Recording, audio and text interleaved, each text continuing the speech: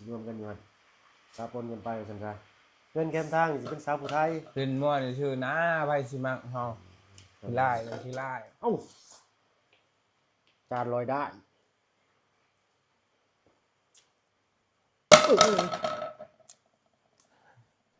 ปลาลุงเด้อทุกทีได้หลายถาดไปเลยเนาะอยากให้ทั้งมาเพิ่งเนาะน้องๆสอน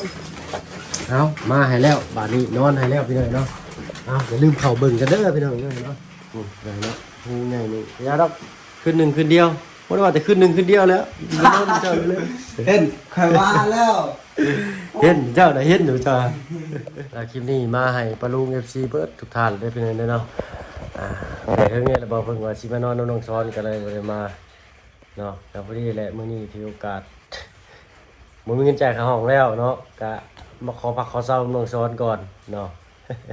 แต่ลืมกระเป๋าพี่น้องเนาะลืมกระเป๋าเสื้อผ้าอยู่อยู่ตรงรถบางพุทธสารวัตรเนาะรถถนนซ้ายนี่พี่น้องเนาะเที่ยวบ่บาดบ่ไหวเนาะโตฝนตกยามดึกพี่น้องเนาะมื้อนี้พี่น้องเนาะทำบ่เพิ่งกันนอนนำน้องชายสบายดีน้องชาย โดยสวัสดี ส เจ้า บายดีเป็นไดคืนแรกของเฮา โดย ค่าตั้งกล้องก็บ่มี โดย โอ้เจ้าบ่หิวข้าวบ่ตัวบ่มากบ่ กินบ่กิน ตัว บ่ บ่ มาม าก กเนาะ โดย ก่อนอื่นเด้อพี่น้องเด้อ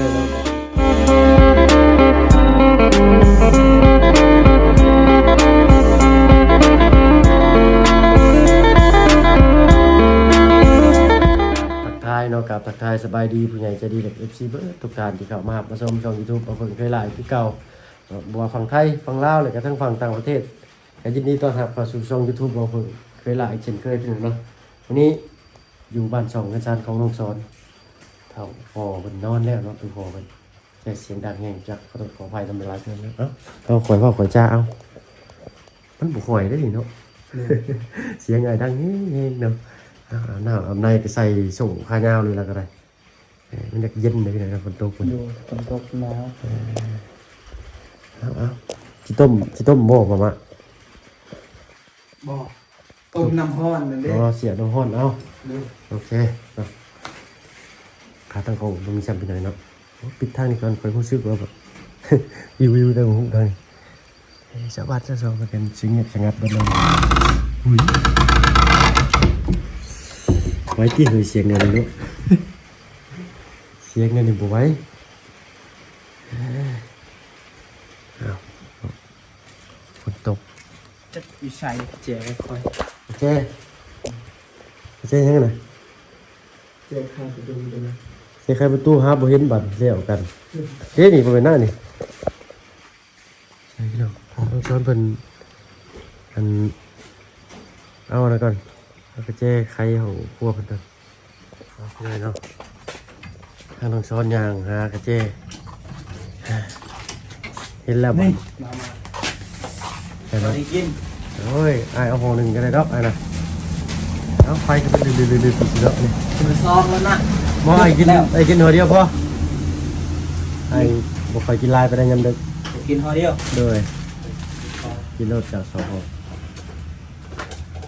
อ้ายเห็นน้องอิ่มอ้ายก็ดีใจเลย เอ้าไฟก็เป็นลื่นๆสิพี่น้อยเนาะโอ้ยขอโทษขออภัยสบายก่อนไปพี่น้อยเนาะบ่ได้ลอกบ่นี่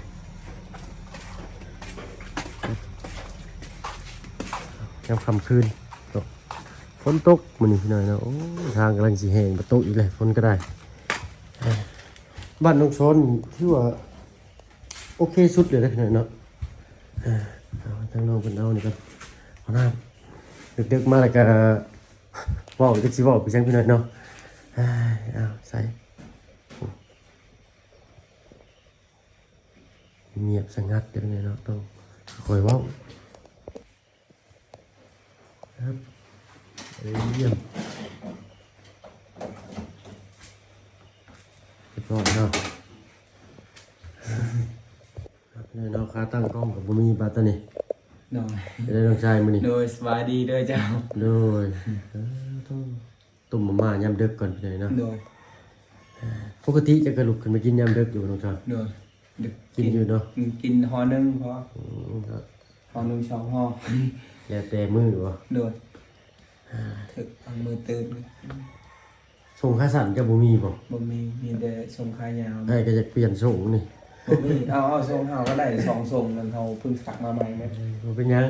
มันจะขายาวคือกันปกติใส่ส่งค่าสั่นนอนเนาะวันนี้เอาเสื้อผ้าไว้อยู่รถนี่เนาะรถลุง เด้อ รถบาบุญสารวัตร เด้อ ก็เลยบ่ได้เอาเสื้อผ้าลงมานำ เด้อ ก็ยังบ่ได้เลิกบ่ได้เนาะ บายเกาโบง บ่าย9 โมงประมาณ3 ทุ่ม4 ทุ่มตอนน่ะเนาะบ่าย9 โมงจังซี่ได้เพิ่นเนี่ยน้องชาย เด้อ ปกติเคยมีคนมานอนเฮือนเจ้าแบบว่าอยู่บ่ คนนะ เลย เขามานอนคนอยู่บ้านตะกี้หันเขานอนอยู่เทิงนั่นเด้ อืม แต่ยังเขาบ่ได้เฮ็ดเฮือนนี่เขาเฮ็ดเขาบ่ได้อยักนอนนี่ ตอนเมื่อก่อนเพื่อนล้างกาวนะเพิ่นก็หมู่คู่มานอนเล่นน้ำอยู่เนาะ เด้อ มานอนเบิดคืนนี่สิบ่ตื่นเช้ามาอะไรก็เมื่อยสิบ่ เด้อตื่นแต่เช้าเราก็มื้อแบบเพื่อนเรา อ๋อ บ่ สิ มีเด้เรา โดย นอนให้เฮา คล้ายๆแบบคือน้องบุตรเด้อพี่น้องเด้อเนาะ โดย แต่ไผมีลูกหลายถ้าเกิดว่าเฮือนบ่มีบ่อนอยู่บ่อนเช้าก็สิไปขอนอนเฮือนหมู่ เด้อ เมื่อก่อนอ้ายก็เคย แต่ว่าอ้ายบ่ได้เป็นคนไปนอน เด้อ อ้ายอยู่บ้านลำพันธ์นั่นแหละ เด้อ อ้ายอยู่บ้านลำพันธ์แหละเทื่อหนึงมีลูกหลาย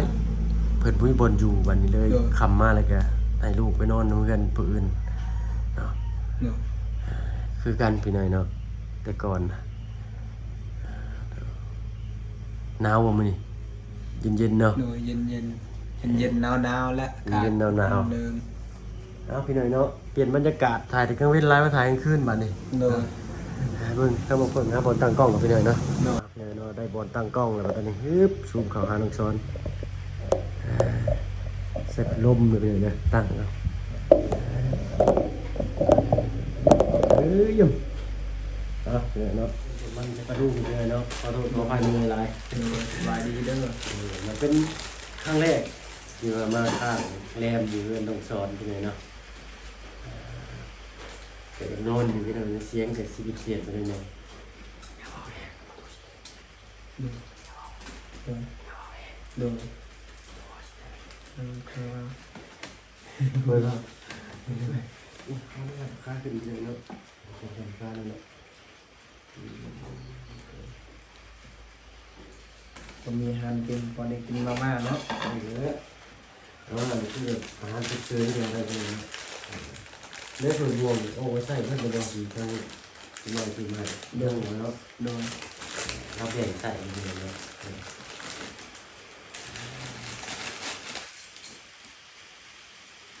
ตรงข้าสั่นครับตรงนี้นี่แหละใส่ที่ด้านบนก็ได้ นอนกับขายาวนี่บุมี ถ้าหัวเราบริจาคใส่เราเมื่อบ้านเราคุณชลวันเมื่อบ้านโคกก่อนถ้าใส่ส่งขายาวนอนดีกีตาร์ก็ได้เลย เอาแกะเลยนะทำความสุข นี่คือครับ เนาะ เอาไว้ทางไฟเลย เนาะ ย้ายลวกกันแล้วก็ใส่ชุดกุ้งลมบวมมาเลยนะ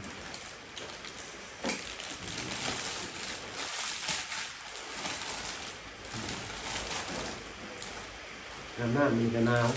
เนาะหนาวแล้วคนตุ๊กแต่ดีหัวยังเปียกอยู่ดิก็มันเสร็จเอามันเหนื่อยเลยเนาะ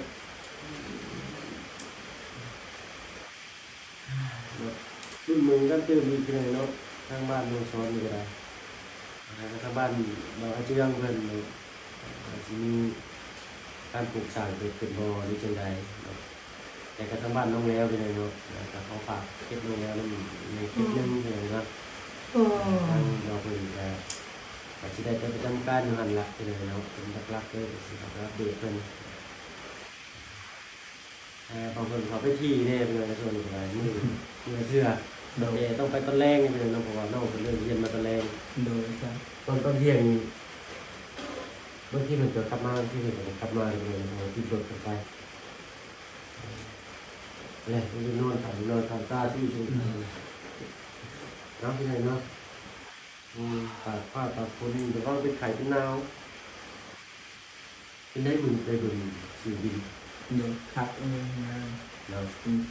ดินนั้นทางอาซาเนี่ยเดี๋ยวได้เลยปูเขื่อน ภาคกษานี่คือทางป่าเป็นยังไงการตัดการทางภาคกษาเนาะเอ้าแต่หึงอยู่เดียวเนาะถ้าบอกว่าสิมานอนนำลงซ้อนก็เป็นมีเวลามานอนพอดีเนาะเราเพิ่งมีเงินจ่ายเข้าก็เลยมานอนนำลงซ้อนก็ได้เนาะเราโยมหมวนกันเดียวเลยเนาะแต่ที่แท้มันก็มีอย่างนี้แหละเนาะไปสิแบบหัวดิเอาคิดเอาโน้นได้ไหมโอ้โหเบื่อเลยว่าใช้ลงซ้อนโทรศัพท์จะกดล็อกมาด้วยไงเสียงคือว่าทางซีโฟมาเป็นเพื่อนเห็นเนาะ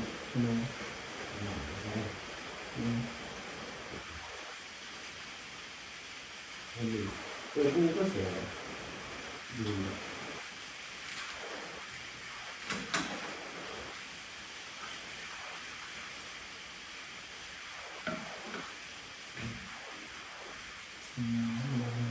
ยังไม่เห็นเลยมันเป็นรูปของทุนภาพรูป มันมีไผ่คอครับเคยจักชิฮับเลยนะไม่ใช่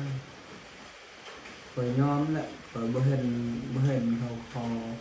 คอยก็เลยจักชิฮับไผ่ดิเด้คอยเลยคอเป็นเพื่อน เยอะเลยนี่นี่โน่นแล้ว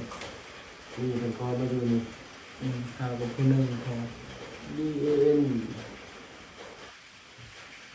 โอเคครับไปได้เรื่องเลยนี่คือแบบข้างๆเนี่ยมาแห้งมาเนาะ โทรศัพท์ค่ะ โอ้มีแต่ผู้สาวเนาะเรามาเป็นเพื่อนเด็กนี่ไม่ได้ตีไปเชียร์ไปเลยเนาะโทรศัพท์นี่ เจาะกันยัง กดไปตัวที่เลยใช่ครับเรียนได้เพื่อนอะไรใช่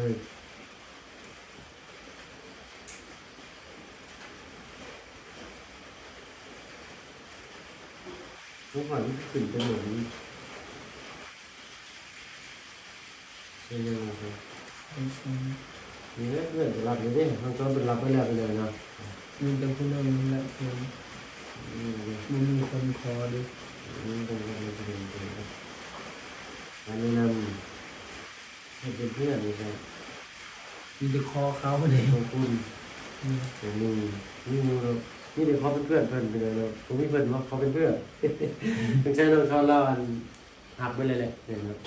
เอ้ามียังกับไอเชฟเป็นเชฟมวนโอ้ลุงลงซ้อนเพื่อนกับตักเอามาหาทางลงซ้อนไปเลยเนาะ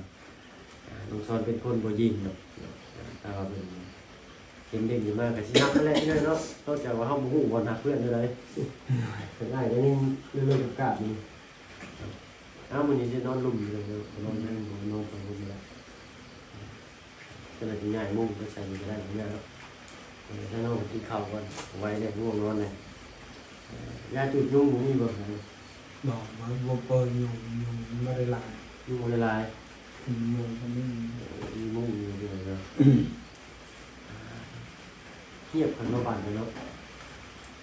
เงียบเสียงยิงดีเสียงกบเสียงเขียดเลยเนี่ยที่ทั้งบ้านนั่นโอ้เด็กเสียงของเสียงกองสารพัดเนาะทั้งบ้านท่านั่งใครอยู่ไปเลยนะแต่เงียบอยู่อยู่ในบ้านอยู่ในหมู่บ้านเลย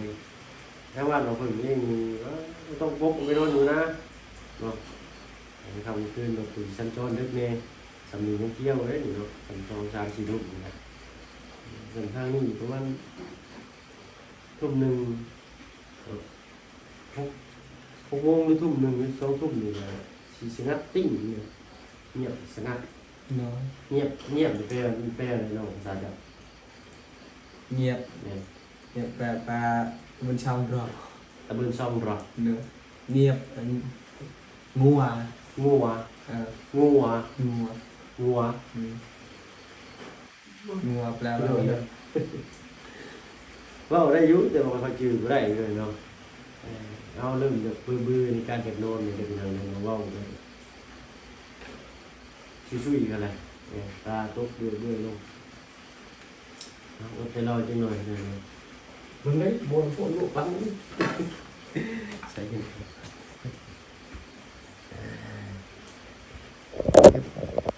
ี่แหละพี่น้อยเราบดตั้งกล้องมาเพิ่งก็ได้ก็ใส่อันนี้ตีอย่างหน่อยหนึงเนาะรุดเลยแหละคนบ่ยึดเลยชอบกันกบไปยังนี่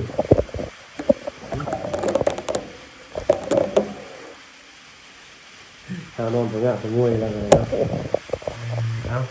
เอาเพื่อ FC เนาะน้องช้อนทำได้ทุกอย่างอยู่แล้วน้องช้อนเนาะอ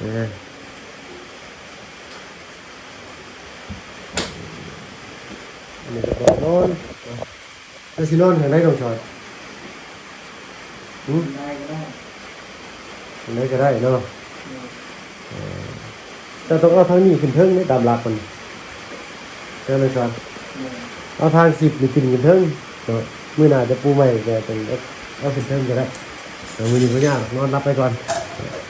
มันปรุงบ่ลงรับเลยก็แล้วครับมันบ่ยากนะ นี่ก็เดี๋ยวค่อยสิเอานี่ให้เจ้านอน เนาะเก็บไว้หั่นเลยว่าเฮ็ดเวียกเฮ็ดงานในอันนี้ก็ได้ก็นอนได้แหละ เอานอนตัวนี้เอานอนตัวนี้ บ่ไอ้นอนนำกันนั่นแหละบ่คือนี่เนาะ นอน มันแกะมันยังใหม่เอาไว้ใส่เฉย ยังไม่นี่เขาให้ใช่อยู่ มันเป็นหยังไว้จะไว้ให้ทั้งทุกพอใส่ญาติพี่น้องมานอนพักแรมมาพักวันเช้าน้ำเจ้าก็ได้ โอ้ย ได้นอนนี่ก็ได้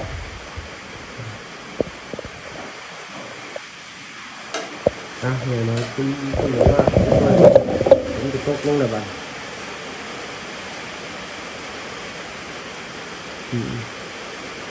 ผมบ่อยากเห็นคนละตอนผมบ่สิเนี่ยเห็น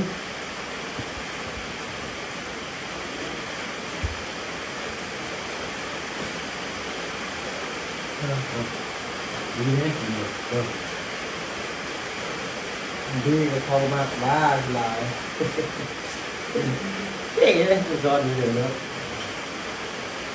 นี่เป็นคุณแบบเขาเองเลยลงไปตั้งไป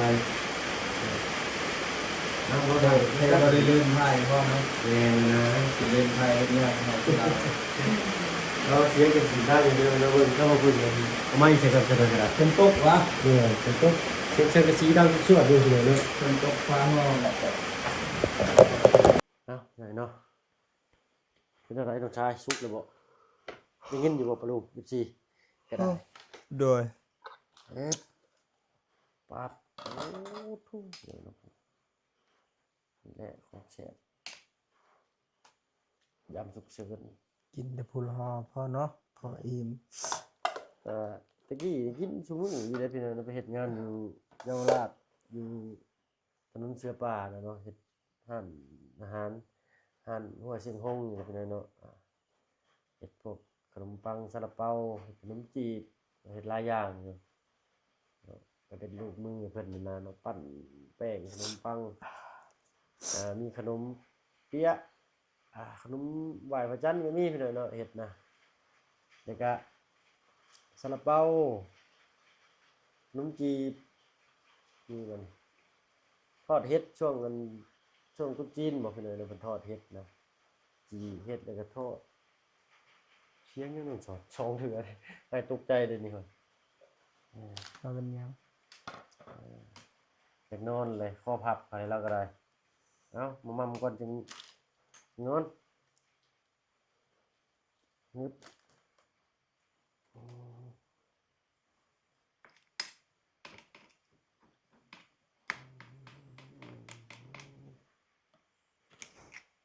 เวลาจะต้มหมี่จะอย่าเอาซองมันลงไปเด้อ โดย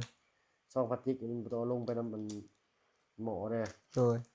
มันละลายสารเคมีในถุงพลาสติกเนี่ยกินไปถึงมันสะสมมันอันตรายได้ โดย อย่าเอาใส่เด็ดขาดพวกถุงพลาสติกนี่ โดย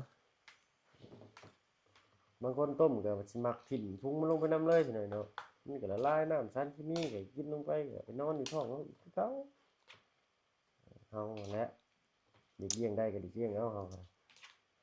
สะสมไปหลายๆนี่มันมีผลภายภาคหน้าบ่ได้นี่ โดย นะพี่หน่อยเนาะเยี่ยม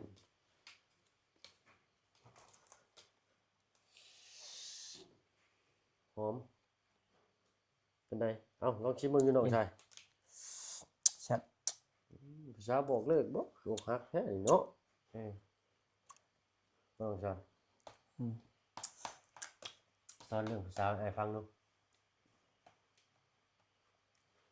ใช่ ฮะผู้สาวแล้วเนาะแต่ว่าประสบการณ์ที่เจ้าไปลิ้นเจ็บจีบสาวแต่เทื่อนี่นะไปบ้านใดเนี่ย อยู่บ้าน หือ บ้านนั่นบ้าน เดี๋ยวใด บ้านหยังนะลืม ใช่บ้านไหนเอาเบิ่งดูว่า บ้านบางแสน บ้านบางแสน มันโดย อ๋อบ้านเมืองแสนบ้านเมืองแสนเป็นไดผู้สาว งามนี่ สาวชนเผ่าบ่ ชาวลาวเทิงครับ แล้วเรื่องนี้บ่ทันสิป้าปนกับสาวผู้เฒ่อไปเลยเนาะเมื่อสาวผู้ไทยหั่นล่ะเนาะอยากเพิ่นสิรวมกันอยู่หั่นป้าปนกันไปซั่นซะเงินแคมทางสิเป็นสาวผู้ไทย เป็นม่วนชื่อนะไผสิมักเฮาที่ไล่เลยที่ไล่ โอ้ก็ต้องมีคนมักแน่แหละเนาะแต่ละคนนี่สเปคสิบ่คือกันเนาะเนาะบางคนก็มักหน้าทางดังคม โดย บางคนก็มักสูงดำ โดย คนใหญ่เนาะ คอยก็มาก ก็มักคนจอยนี่ได้แต่ คอยก็มากเอนี่ ฮะ คอยก็มากคือกันเราแต่เราก็มากคือกัน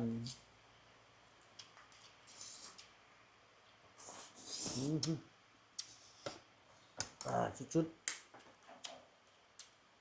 คิดบ่ออกเลยนี่ ๆบอกเลยเดี๋ยวกันพี่น้องเนาะกินยังบอกชอบกันบ่ถึก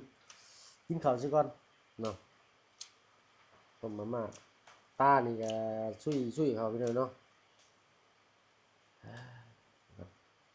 ทำยังไงได้เอ้าจานลอยได้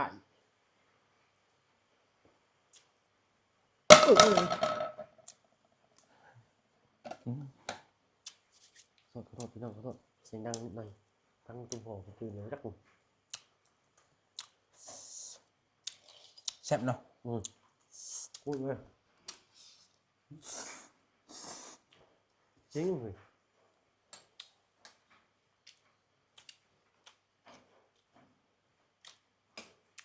ใจตกใจกัน บ่ม่วนดีเว้ย บ่ม่วนบ่เอาคนอยากนอนกับบ่ม่วนเป็นธรรมดาเลยพี่น้อยเนาะ กินก่อนอิ่มจังน้อยจังนอนจังม่วนยกไว้สิก่อนพี่น้อยเนาะกินนางปลาลุงอยู่จะได้ลงชายแอม แซ่บ แอมหรือ แซ่บหลาย โอ้อายบ่จากหิวบันไดได้ผมก็ควบบ่หิวบันไดพี่น้อยเนาะ กินเวินก่อนเนาะน้องชอนเสียดายพี่น้อยเนาะสิทิ่มครับบ่ได้ชื่อเป็นเงินเป็นคำปกติบ่เพิ่งกินมี4 2ห่ออันนี้ยังบ่อิ่มได้2ห่อแต่เก่าก็ได้ต้อง2ห่อครึ่งประมาณนี้แต่เดี๋ยวนี้กินห่อหนึงก็บ่เบิดเดี๋ยวนี้ได้แต่บางมื้อปกติกิน2มื้อนี้พยายามกินห่อหนึงมันเบิด สิทิ่มเสียดายจะสิหาบอลพักบนเช้าเลยเด้อพี่น้องเอ้ยวันนี้นะบ่ไหวเลยตั้งตัวพอเราตื่นครับไหวแล้วเสียงบ่ไหวเลยเสียงบ่เพิ่นนี่ก็ได้บ่ต้องว่าเพิ่นบ่ต้องช้อนเด้อซับๆกันแล้วเนาะเนาะเราไปงัดเอาตัวใหม่ออกมาเลยบาท โอ้ปัญหาบาทพี่น้องเนาะเอ้าเนาะ เดี๋ยวก่อนอยู่นี่เนาะ เพิ่นเอาเสื้อว่าให้มาพึ่ง เสื้อส่งพุ่นเปลี่ยนก่อนเปลี่ยน บ่ได้ดอกน้อยเนาะมันสิส่งคาเด็บให้ก็ได้ให้กระเด็บน้องกระเด็บบาดนี่แต่เขาค่อยบ่เด็บปานใดเพิ่นเนาะใหญ่ๆนี่ ไปสินอนบ่นี้ดอกบ่เป็นหยัง ถ้าบ่กลางมุ้งก่อนบ่ สิกลางบ่ ดึงมาแล้ว กลาง ต้องดึงดึง โดย ดึงผู้นี้นั่นน้องช้อนเก็บถ้วยเลยก็ได้เดี๋ยวไอ้สิจัดการตัวนี้ให้กุ้ยขอกันก่อน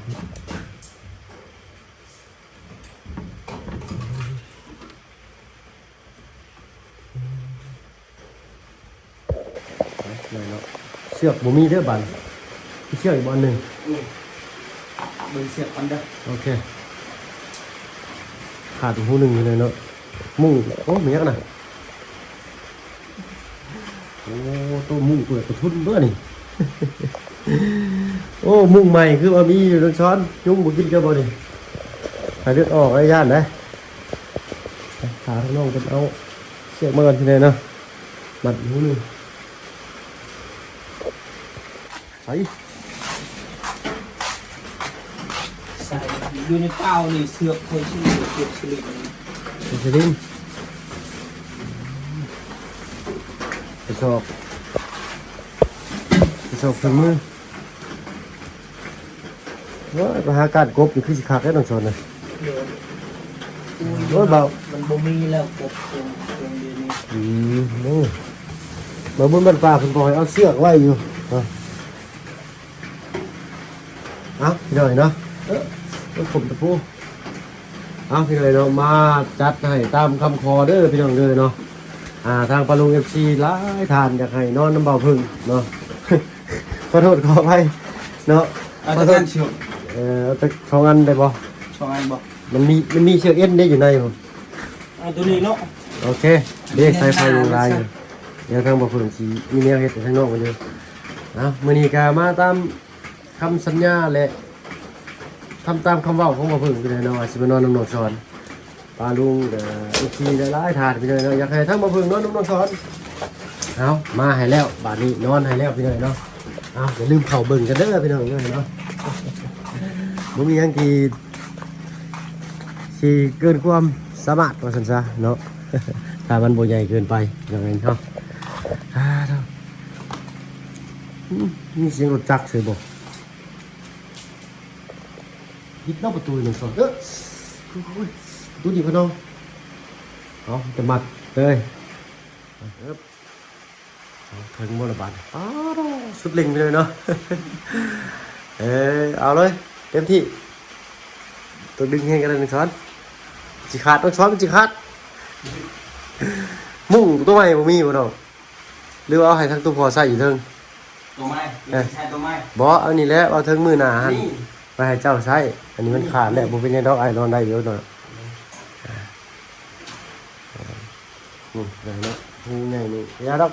ขึ้นหนึ่งขึ้นเดียวบ่ได้ว่าแต่ขึ้นหนึ่งขึ้นเดียวแล้วนอนเจ้าเลย เห็นใครว่าแล้ว เห็นเจ้าน่ะเห็นอยู่จ้าเอาเห็นบ่บาด เคยมีกับชามที่อ้าง เบิ่งแล้วให้ทุกพอใช้เลยบ่เด็กสีชมพูนี่นี่ นี่ เอ้ย ใช้มุ้งนี่นะมุ้งขาดตัวมุ้งขาด มุ้งขาดเอาเดี๋ยวเราวางโทรศัพท์ซอยต้องช้อนก่อนเด้อเนาะเห็นแล้วซอยเกาะก่อนเดึกแล้วก็กระสันเลยนะพี่น้องเอาเป็นเอาคาตั้งกล้องไว้ก็ทิ้งท้ายรถจะกระเป๋าเลยลืมถักอะไรบึนเย้ใส่เลยดึงโอเคอันละซิกเลตลงมาเลย จักเป็นยังที่ไหนเนาะเอามุมเก่านี่ก็เอาไว้ถ้ากันทุกพอกันไปเฮ็ดแห้วเฮ็ดหยังก็ได้เนาะนั่นต้องใช่เรียบร้อยปิดเบาะกันเนาะปั๊บตักสิบเลย5 ฟุต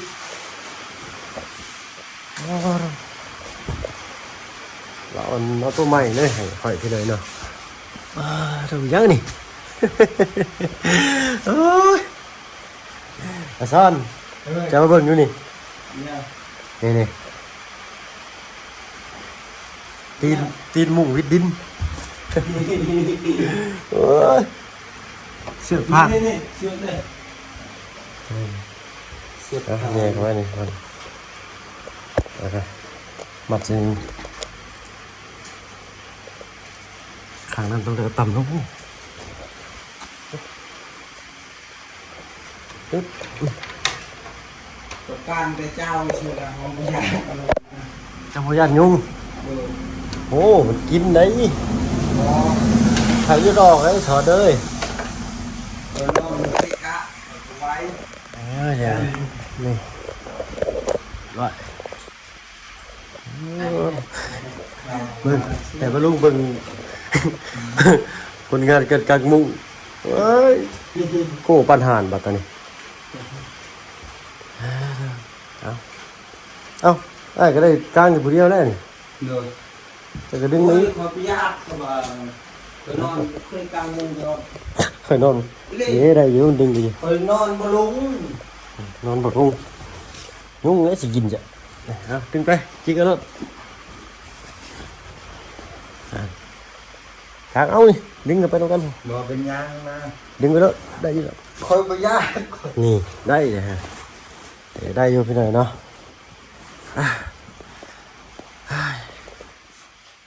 ไปพี่หน่อยเนาะพอๆกันมื้ออื่นเช้าเด้อพี่น้องเด้อเนาะตาดำตาแดงเขาคอยก็ได้อ้าวไปพอๆกันมื้อเช้าเนาะแล้วคลิปนี้มาให้ปลาลุง FC เบิดทุกท่านเด้อพี่น้องเด้อเนาะแต่เรื่องนี้เราบอกเพิ่งว่าสิมานอนน้องๆซ้อนก็เลยบ่ได้มาเนาะแล้วพอดีแหละมื้อนี้ถือโอกาสบ่มีเงินจ่ายค่าห้องแล้วเนาะก็มาขอพักขอเช้าน้องซ้อนก่อนเนาะ แต่ลืมกระเป๋าพี่น้องเนาะลืมกระเป๋าเสื้อผ้าอยู่อยู่ตำรวจบางบุญสารวัตรเนาะเพิ่นเอามาเพิ่นแลนมาอะไรก็ทิ่มกระเป๋าขึ้นท้ายรถเพิ่นไว้เนาะเนาะมื้อนี้ก็สิได้บอกเพิ่นว่านอนน้องซ้อนเนาะเสื้อเฮาก็โบเมนหอมคือเก่าพี่น้อยเนาะ อันนี้เสื้อตัวใหม่เด้อพี่น้องเด้อเนาะ โอ้ใช้เสื้อเอาได้ บ่เป็นหยัง ซักมาใหม่เมื่อ มันเป็นเสื้อเพลื่นนอนได้อยู่แต่ว่าส่งนี่มันอยากเต็มมือเศร้าเลยเนาะไปเหนื่อยเนาะสบายดีเด้อพี่น้องทุกคนไป